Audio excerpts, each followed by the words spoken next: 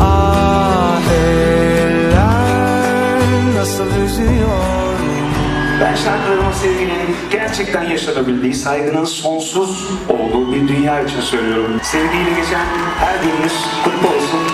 Tekrar teşekkür ederim. Yoluna taş koydum ellerin olma diye. Yoluna taş koydum.